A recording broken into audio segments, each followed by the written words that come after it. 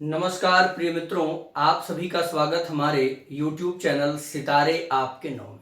आप अगर हमारे द्वारा अपने जन्म कुंडली का विश्लेषण चाहते हैं, अपनी जन्म पत्रिका दिखा करके फोन पर संपूर्ण उपाय जानना चाहते हैं, किसी रत्न रुद्राक्ष से संबंधित जानकारी चाहते हैं या किसी ग्रह की शांति करवाना चाहते हैं या आप अपने बच्चों की कुंडली बनवा करके कोरियर से प्राप्त करना चाहते हैं, तो आप हमारे दिए गए नंबर पर व्हाट्सएप मैसेज करके पूरी जानकारी प्राप्त कर सकते हैं। प्रिय मित्रों, आज का कार्यक्रम बेहद खास होने वाला है। आज हम आपके जन्म पत्रिका के 12वें घर की चर्चा करने जा रहे हैं।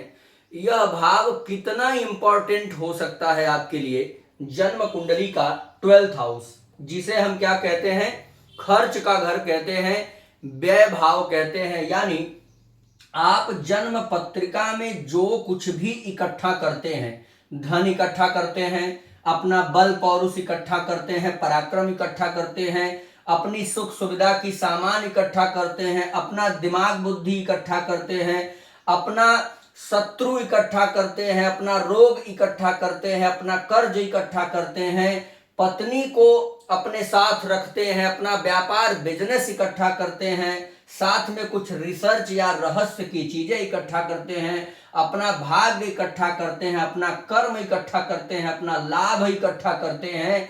ये सारा सब कुछ इकट्ठा कर लिया तो इसका व्यय यहीं पे होना है। बात समझिएगा, कंफ्यूजन बिल्कुल नहीं। ऐसा नहीं कि केवल धन को व्यय करता है, यह आपके बुद्धि को भी खर्च करता है।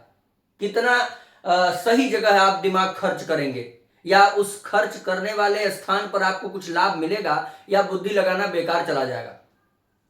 आप अपना मेहनत कहां खर्च कर रहे हैं भाई। मान लीजिए जमीन उपजाऊ नहीं है, परिश्रम करने से फल नहीं मिलता है, परिश्रम सही जगह करना पड़ता है।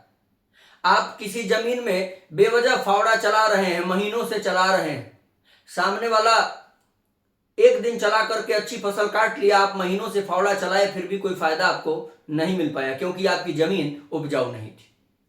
इसका निर्धारण कौन करेगा? जन्म कुंडली का 12th हाउस, 12वां घर।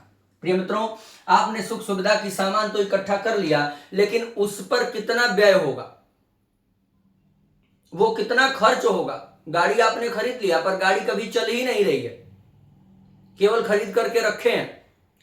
बढ़िया मकान बना लिया, लेकिन ऐसी व्यस्तता है, कभी घर में सोने का मौका ही नहीं मिल पाता। केवल नाम है, केवल कागज में चलता है कि आपके नाम इतना बड़ा हवेली, इतनी बड़ी संपत्ति है, पर उसका भोग आपको नहीं मिल पाएगा। किस लिए नहीं मिल पाएगा? अगर जन्म कुंडली का 12th हाउस गड़बड़, 12वां घर अगर खराब है, तो आपका जो व्यय है, आपका जो खर्च है, वो कहां होगा, किस पर होगा, कितना होगा। दूसरा, भोग का भी विचार यहीं से होगा। जन्म कुंडली में आप किसी भी वस्तु पर कितना भोग कर सकते हैं, उसका कितना आपको भोग मिलेगा, इसका भी विचार 12th हाउस से।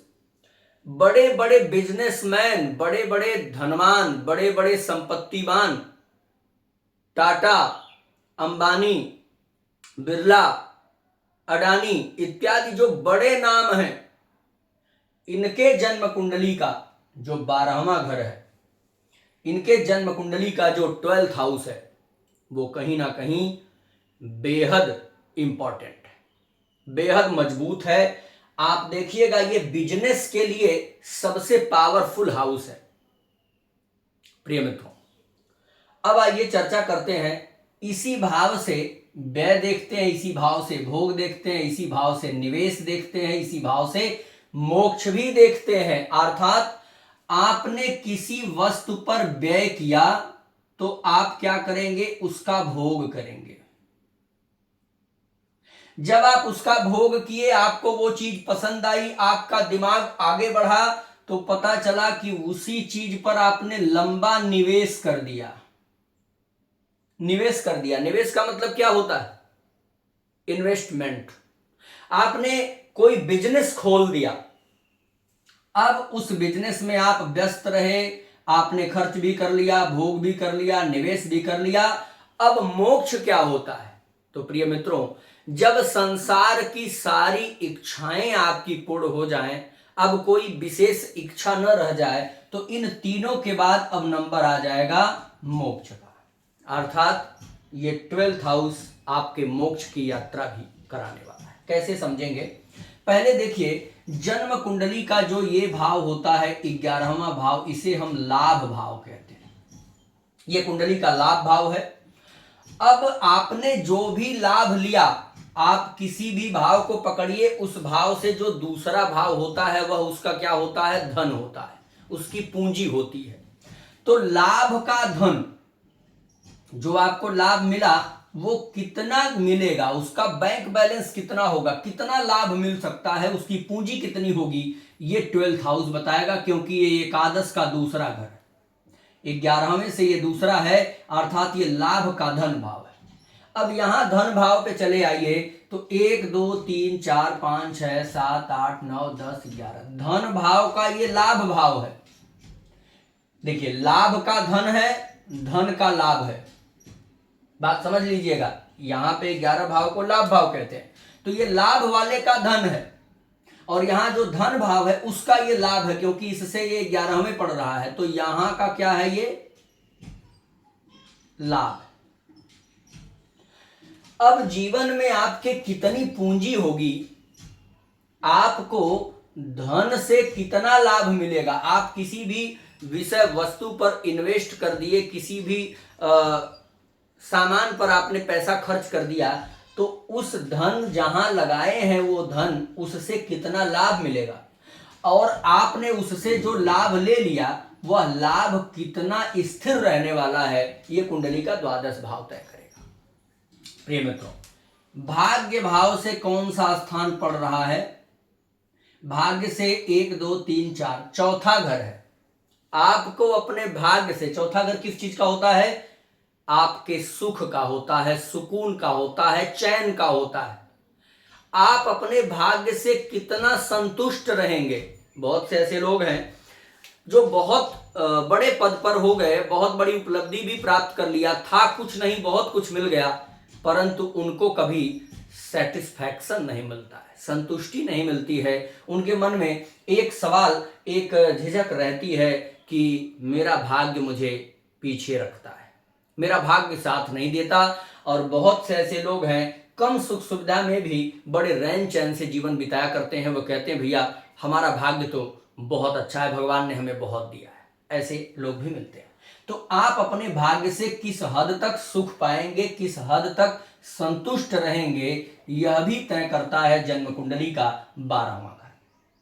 प्रिय मित्रों, नौकरी कहां से देखते हैं? छठे भाव से। जन्म कुंडली का जो 6वां घर है वो क्या होता है? नौकरी दिखाता है। 6वें से कौन सा पड़ रहा है? 1 2 3 4 5 6 7। 7वां घर कुंडली का क्या होता है? पार्टनर का घर होता है, धर्मपत्नी का घर होता है, या पति का घर होता है, या अर्थात आपके अर्धांगिनी का घर होता है। तो आपके नौकरी में ये 12वां घर क्या निभाता है? पार्टनरशिप बना करके चलता है।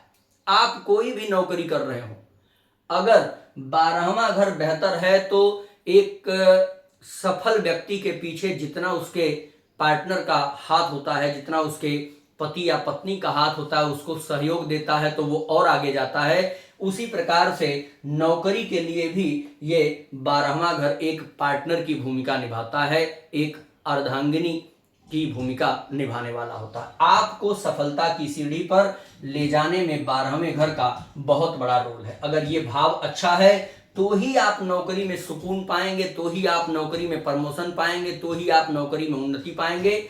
अगर ये 12वां घर पीड़ित हुआ तो यहां मजबूत होने के बाद नौकरी तो आपको मिल जाएगी, 10th हाउस मजबूत होने के बाद आपके नौकरी व्यापार में कर्म में अच्छे तो चलेंगे, सारी व्यवस्थाएं ठीक तो चलेंगी, परंतु सुकून नहीं मिलेगा। जैसे एक व्यक्ति बाहर से खूब धन कमा के आता है, परिवार में आते ही क्लेश का वातावरण बन जाता है। अगर ये 12वां घर कमजोर हुआ, सरकारी नौकरी लग गई है लेकिन जब भी ऑफिस में जाएंगे क्लेश, कचकच और आपको बहुत प्रकार के तनाव महसूस होने लग जाते हैं। तो ये है 12वां घर। अब देखिए 12वें घर में स्थिति कैसी है उसको आपको देख लेना है। ये लग्न से 12वां पड़ता है, अर्थात आपके पूरे जीवन का ये खर्च दर्शाता है। खर्च यहीं से देखेंगे। अब देख लीजिए यहां से कौन सा घर पड़ रहा है, 1 2 3 4 5 6, ये 7th हाउस से छठवां पड़ता है। अर्थात आपके पत्नी का स्वास्थ्य कैसा होगा, क्योंकि पार्टनर से छठवां पड़ रहा है, रोग ऋण शत्रु। पत्नी का स्वास्थ्य कैसा होगा, पत्नी के ऊपर आप कितना खर्च करेंगे, पत्नी के ऊपर किस किस लोगों से आपको लड़ाई लेना पड़ सकता है, या परिवार में आपके पत्नी के कारण कितना विवाद हो सकता है, ये भाव भी 12th हाउस से पता चल जाता है। पंचम भाव से देख लीजिए 1 2 3 4 5 6 7 8, आपकी बुद्धि किस हद तक काम करेगी ये निर्धारित करेगा 12th हाउस, क्योंकि ये क्या कौन सा 8वां पड़ रहा है, अर्थात मृत्यु भाव। किस सीमा तक आपकी बुद्धि मर जाएगी, मरने का मतलब खत्म हो जाएगी। भाई एक तो लिमिट होगी ना आपकी सोचने की, तो आप कितने हद तक सोच पाएंगे ये आपको 12th हाउस बता देगा। आपकी बुद्धि कितनी विकसित है ये आपको 12th हाउस बता देगा। वहीं अष्टम भाव से देख लीजिए 1 2 3 4 5, 8वें से ये 5वां पड़ रहा है। मृत्यु से कितना भय रहेगा आपको, मृत्यु से कितना डरेंगे, क्या मृत्यु को समझ पाएंगे कि नहीं समझ पाएंगे। मोक्ष का क्या मतलब होता है भैया, 8वें से ये 5वां है, इसीलिए तो आप मौत के बारे में सोच समझ लेंगे। मोक्ष का मतलब ही होता है जिसको मृत्यु से भय ना रहे, तो ये तो आपकी बुद्धि ठीक काम करेगी तभी ना। अर्थात 8वें से पंचम भाव, पंचम भाव बुद्धि का होता है, और मौत के बारे में बुद्धि कितनी काम करेगी आपकी, क्या आपको मौत से डर लगेगा, क्या आप मौत को समझ चुके हैं, क्या आपको पता हो गया है कि ये आवागमन एक खेला है, यहाँ पर सब लोग एक खिलौने की भांति काम करते हैं। यह विचार आपके मन में अगर आ गया होगा, इट मीन्स आपका 12th हाउस स्ट्रॉन्ग है। अब देख लीजिए तृतीय भाव से देख लीजिए 1 2 3 4 5 6 7 8 9 10, तीसरे से 10वां पड़ रहा। आपके पराक्रम का ये कर्म है। मैंने आपको पहले ही बताया कि आप जो भी काम कर रहे हैं वो किस हद तक कर रहे हैं, सही कर रहे हैं, गलत कर रहे हैं, ये पूरा निर्धारण आपका 12th हाउस करता है। 12th हाउस अगर बलवान है, 12th हाउस अगर अच्छा है तो आपका व्यय सही होगा, 12th हाउस अगर अच्छा है तो आपका भोग अच्छा होगा, 12th हाउस अगर अच्छा है तो आप निवेश कहीं करेंगे, सही करेंगे, 12th हाउस अच्छा है तो मोक्ष की प्राप्ति भी आपको कराने वाला है। अब आपको क्या चाहिए बताइए, ये 12वां घर सब कुछ देने वाला है। आप जीवन में जो कुछ भी खर्च करते हैं, आप अपना बल खर्च कर रहे हैं, अपना धन खर्च कर रहे हैं, अपनी बुद्धि खर्च कर रहे हैं, अपने सुख सुविधा की सामान को इन्वेस्ट कर रहे हैं, खर्च कर रहे हैं, सारा आपके 12th हाउस से। अगर ये भाव बिगड़ा, अब चलिए आगे देखिए, अगर 12वां भाव बिगड़ा, क्या बिगड़ सकता है, नीच राशि हो जाए, इसके स्वामी पीड़ित हो जाए, इस पर कई पाप ग्रहों की दृष्टि हो जाए, तो ये भाव क्या होगा, बिगड़ने लगेगा। ये लग्न का शत्रु हो जाए इसका स्वामी, ठीक है। अब अगर ये बिगड़ा तो आपको व्यय करना हर जगह धोखा देगा, खतरा देगा। अगर ये बिगड़ा तो आप अपने सुख सुविधा भोग की सामान जितना इकट्ठा करेंगे उतना ही आपकी परेशानी बढ़ाएगा। अगर ये बिगड़ा, आप कहीं भी निवेश किए, इन्वेस्टमेंट किए, डूब गया। अगर ये बिगड़ा तो आप लाख पूजा पाठ धर्म करेंगे, पर जब मोक्ष वाले कैटेगरी में जाना होगा, जब आपके अंतिम समय में आपका काम बनने वाला होगा, तो फिर आध्यात्म से आपको अलगाव हो जाएगा, फिर आप धर्म से अलग होने लग जाएंगे। इतनी भूमिका निभाता है ये जन्म कुंडली का 12वां घर। प्रिय मित्रों, एक एक भाव को बड़े रहस्य से कुंडली में समझना होगा। बहुत से लोग इस प्रकार की जानकारी जब मैं देता हूं ना, तो कमेंट में आ जाते हैं अपनी सोच बताने। अभी मैंने कुछ दिन पहले, 1-2 दिन पहले केतु की एक वीडियो डाली थी, जिसमें हमने केतु के दृष्टि से पाप कर्तरी संबंध बताया था। अभी उनको पता ही नहीं है कि पाप कर्तरी, वो कह रहे थे कि दृष्टि से कैसे पाप कर्तरी बनता। कुछ विद्वान आ गए, उन्होंने कहा केतु के पास तो दृष्टि होती ही नहीं है। आपको कैसे पता कि केतु के पास दृष्टि नहीं है? क्या केतु सामान्य इंसान है क्या कि उसके पास गर्दन नहीं है तो वो दृष्टि नहीं देख सकता? वो अमर है। बात समझ में आ रही है? अमर है। और मैंने एक पिछले वीडियो में जिक्र भी किया था कि जब राहु केतु सामने होते हैं तो वो राहु की दृष्टि से ही केतु काम कर लेता है। दूसरा और समझिए, अभी तो दृष्टि वाला मैंने पाप कर्तरी बताया है, अभी आपको हम एक ही भाव में बैठे 3 ग्रहों में पाप कर्तरी सिद्ध कर सकते हैं। इस पर मैं वीडियो आगे लेकर के आऊंगा। एक ही भाव में अगर 2 ग्रह 3 ग्रह बैठे हैं तो उस भाव में ही वो पाप कर्तरी बना देते हैं अंश वाइज। अगर 2 तीन ग्रह पाप कर्तरी बैठे हों तो उसमें कौन सा ग्रह तीनों में पाप कर्तरी में आ गया। मान लीजिए सूर्य, मंगल और गुरु बैठे हैं तो सूर्य अंश वाइज कम होगा, गुरु उससे ज्यादा होगा, बीच में आ गया, और मंगल गुरु से भी आगे होगा। तो गुरु से थोड़ा पहले अंश वाइज सूर्य है और गुरु से थोड़ा अंश वाइज ज्यादा मंगल है, तो भी दोनों पाप कर्तरी बना दिया, अर्थात गुरु पाप कर्तरी में आ गया। ऐसे भी कुंडली का फलादेश होता है, अभी आपको समझने की आवश्यकता है। तो प्लीज अगर आप ज्योतिष नहीं जानते तो बेवजह कमेंट करके अपनी बेइज्जती मत करिए। यहां से जो वीडियो देता हूं वो प्रामाणिक होती है, और आप कमेंट करके आप ऐसे नहीं सिद्ध कर देंगे कि आप बड़े विद्वान हैं और जो यूट्यूब पर काम कर रहा है उसको कुछ नहीं पता है। ठीक है, तो कृपा करके आप अपना ज्ञान अपने पास रखें और इस प्रकार की घटिया हरकत कमेंट बॉक्स में न किया करें। अगर आपको जानकारी है आप भी अपना ज्ञान बांटिए। हम तो सबके लिए देते हैं, जिसको अच्छा लगे वो एक्सेप्ट करे, जिसको समझ में नहीं आता वो मत एक्सेप्ट करे। तो ये आज 12th हाउस की व्याख्या रही प्रिय मित्रों। सभी लोग चैनल को सब्सक्राइब कर लीजिए। कमेंट बॉक्स में आप अपना नाम, परिचय हमें बता सकते हैं। नमस्कार।